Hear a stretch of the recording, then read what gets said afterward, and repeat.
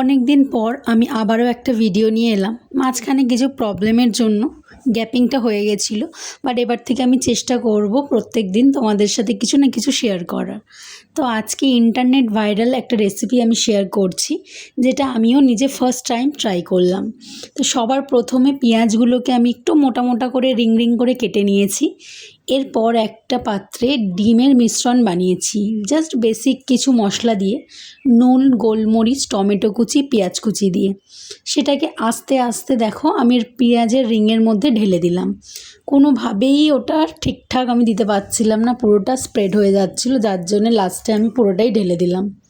তো তারপর কেটে নিলাম, কেটে একটা একটা করে দেখো উল্টে দিচ্ছি। জানি না কেমন খেতে লাগবে, ফার্স্ট টাইম আমিও ট্রাই করছি। পারলে তোমরাও একবার বানিয়েও বাড়িতে ট্রাই করো। তবে জিনিসটা খেতে ভালোই হয়েছিল, যেমন আমরা ডিম ভাজা তো খাই সেরকমই খেতে হয়েছিল, আলাদা কিছু টেস্ট হয়নি। তোমরাও পারলে ট্রাই করো। Thank you.